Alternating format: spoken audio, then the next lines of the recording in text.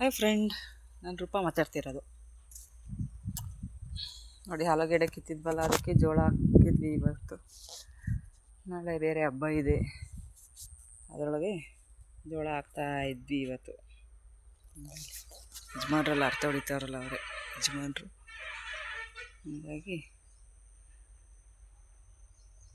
ಜೋಳ ಹಾಕಿದ್ವಿ. ನೋಡಿ, ಆಲೂಗಡ್ಡೆ ಕಿತ್ವಿ. ಆಲೂಗಡ್ಡೆ ರೇಟೇ ಇಲ್ಲ, ಅದಕ್ಕೋಸ್ಕರ ಹಂಗೆ ಇಟ್ಟಿದ್ದೀವಿ ಫ್ರೆಂಡ್.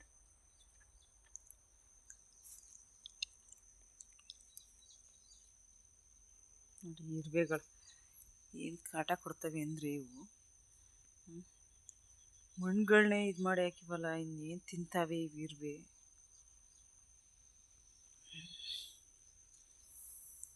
ಸಿಮೆಂಟ್ ಹಾಕ್ಸಿದೀವಿ, ಆದರೂ ಬಿಟ್ಟಿಲ್ಲ. ಅಷ್ಟೊಂದು ಮಣ್ಣೆಲ್ಲನೂ ಎಳಿತಾವೆ ಅಂದರೆ ಇನ್ನು ಎಷ್ಟು ಪವರ್ ಐತೆ ಇವು.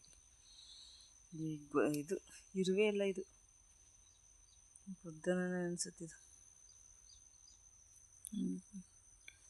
ಇಲ್ಲಿಗೊಂದು 4 ಸಲ ತೆಗ್ರಿ ಗಿಡ ಹಾಕಿದ್ವಿ.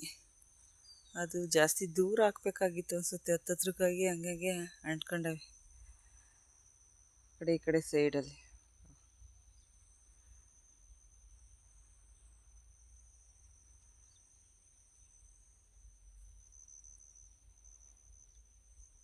ಚಿಂಟಿ ತಿಂದು ಹೋಗ್ತಾ ಅವರೇ, ಜೋಳ ಹಾಕಕ್ಕೆ ಬಂದಿದ್ದವರೆಲ್ಲವ.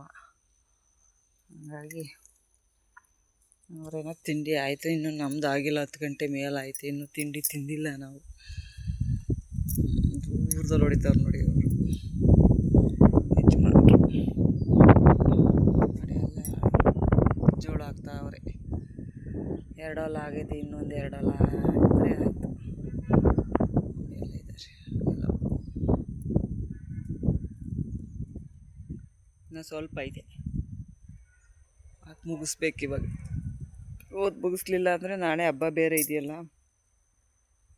ಹಂಗಾಗಿ ಹಬ್ಬಕ್ಕೆ ರೆಡಿ ಮಾಡ್ಕೋಬೇಕು ಇವಾಗ.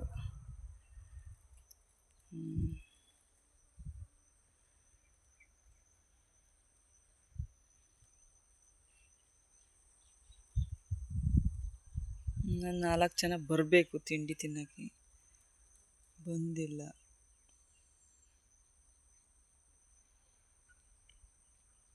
ನೋಡಿ ಫ್ರೆಂಡ್ಸ್,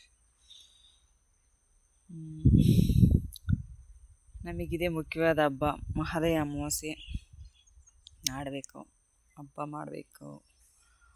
ಅದ್ರ ಜೊತೆಗೆ ಮಳೆ ಬಂತಲ್ಲ, ಖಾಲಿ ಬಿಡೋಂಗಿಲ್ವಲ್ಲ, ಮಳೆ ಟೈಮಲ್ಲೇ ಜೋಳ ಹಾಕ್ಬೇಕಲ್ಲ ಅಂತ ಜೋಳ ಹಾಕಿದ್ವಿ. ಎಲ್ಲ ಒಂದೇ ಸಲ ಕೆಲಸ ಮಾಡ್ತೀರಾ ರೈತರು. ಕಷ್ಟ ಒಂದೊಂದು ಟೈಮು ಬಂದರೆ ಒಂದೇ ಟೈಮ್ ಎಲ್ಲ ಬರ್ತವೆ.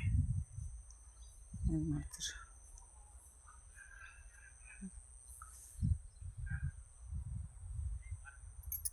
ತಿಂಡಿ ಕೊಡ್ತೀವಿ ಬಲಿ.